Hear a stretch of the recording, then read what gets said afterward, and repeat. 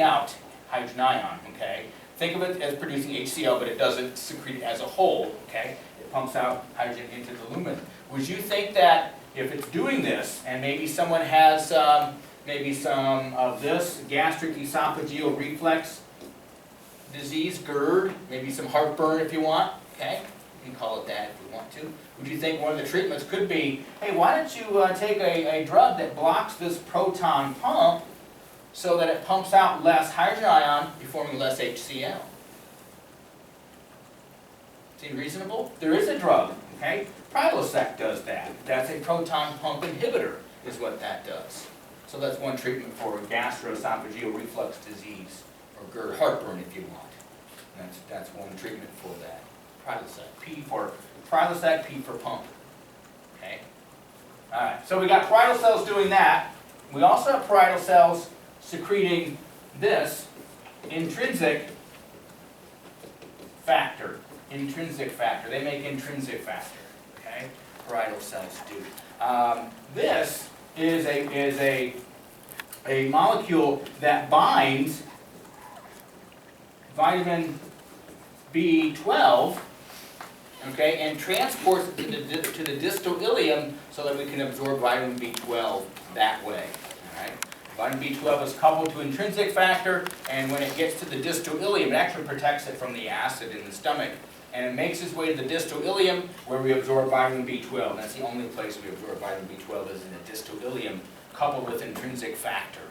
All right? And so we absolutely have to have intrinsic factor.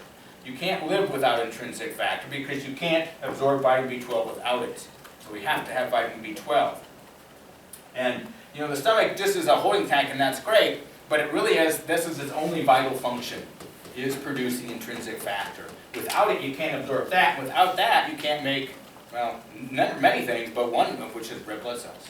You couldn't make, okay? You end up with anemia, okay? And have different types of anemia in this particular case, which is called pernicious anemia in that case. But nonetheless, anemia. So this is the only vital function of the stomach is to make intrinsic factor. That's it.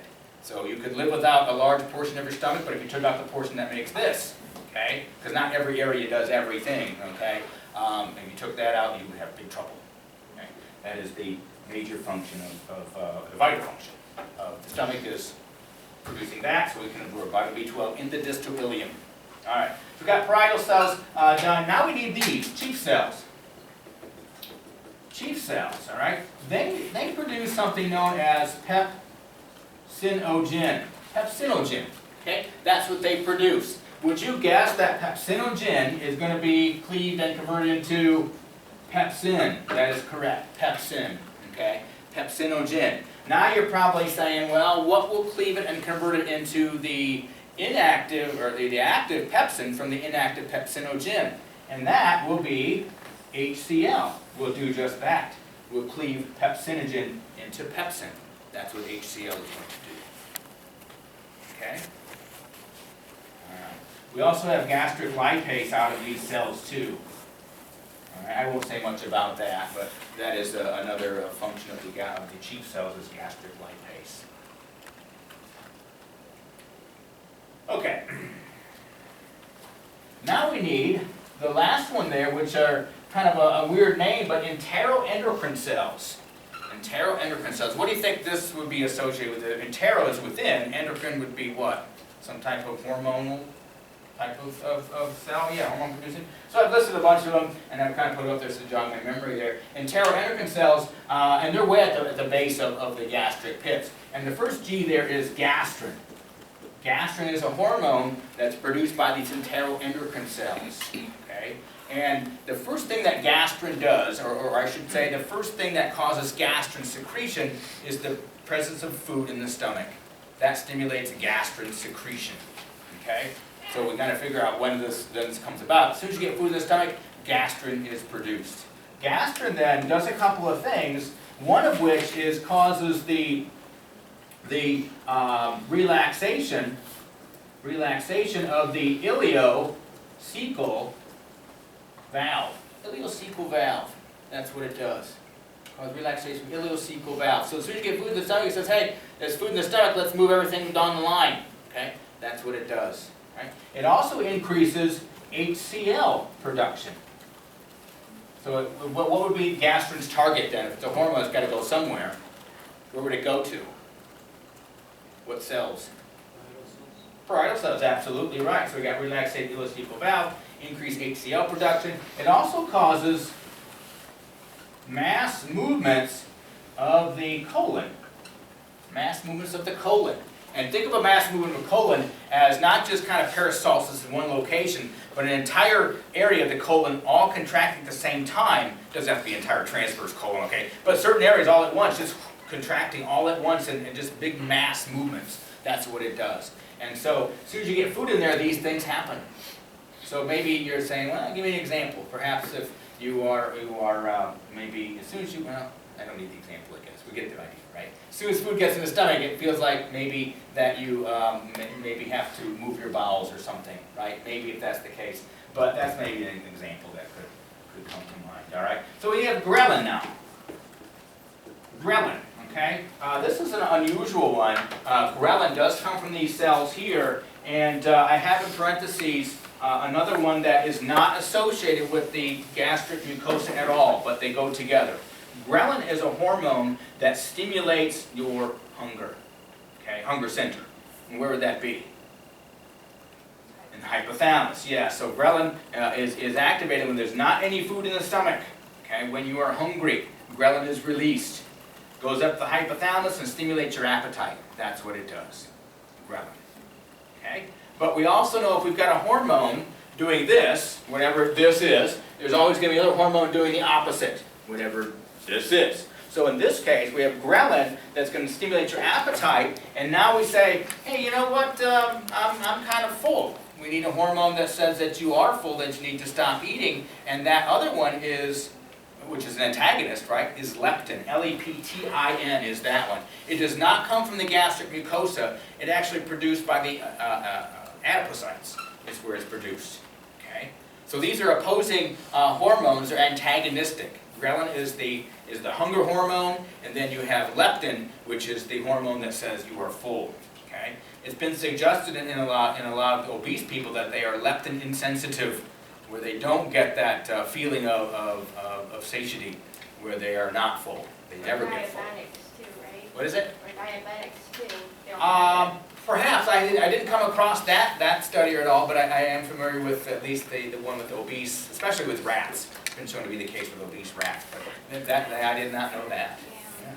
Yes.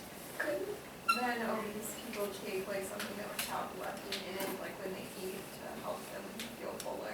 True, but if they don't have the receptors for leptin, deficient receptors, which is always going to be the case for whatever it is, there's got to be receptors for it, then that certainly they wouldn't work.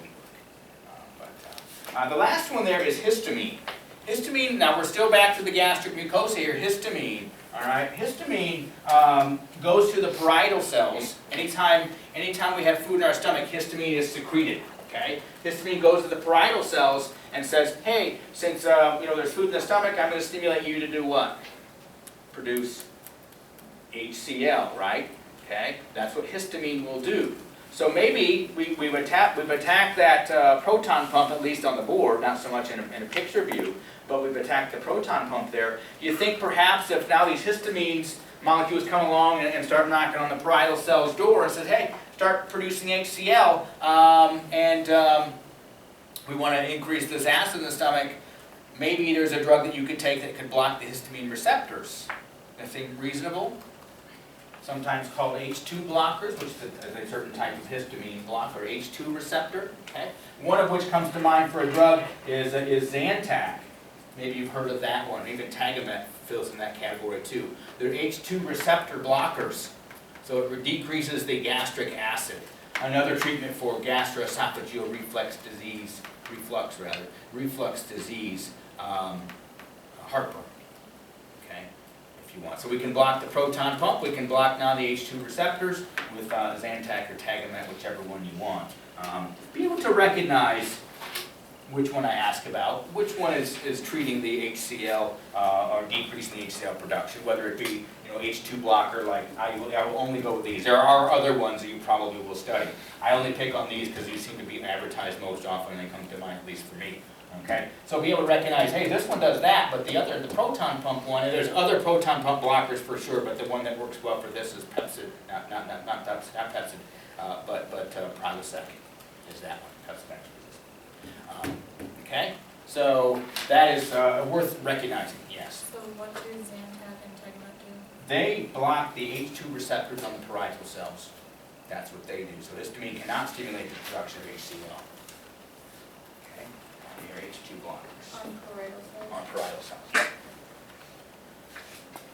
Okay, so we've got our enteroendocrine cells done, right? We have a whole list of those. And then we have left here is gastric ulcer. Okay, what do you think that could be associated with or might present as? Stomach pain, but it makes it go away if you got food in the stomach. A lot of times that is the typical presentation. It's burning pain in the stomach, but as soon as you get food in there, it goes away. That's characteristic of a gastric ulcer. All right? But also, though, and that's the destruction of the mucosa. That's what that is, the irritation of the mucosa, even destruction. Sometimes the point of where you have bleeding. You can have bleeding in an ulcer, and that can be a bit of a problem too. But one strongly associated bacteria with gastric ulcers, and it's so strongly correlated in that the removal of this bacteria seems to make the ulcer actually go away. In spite of any other treatment, getting rid of that bacteria is usually curative. And this bacteria is known as, H. pylori. Helicobacter pylori, and then you can abbreviate that if you want, or if you can, if you want to write it out. Helicobacter pylori. This is the bacteria associated with gastric ulcers, and it's so strongly associated with it that removal of this bacteria seems to cure the ulcer. That's been shown to be the case, but also been shown to be the case that half the population has this, and they don't present with ulcers. So there's more to it than just that, but that has been shown to be the case in that. So H. pylori for the gastric ulcers. All right, any questions so far? No? Okay, all right. Keep in mind with leptin, that is not from the gastric mucosa, that's from adipocytes. That's where that's being released from, and it is working as an antagonist to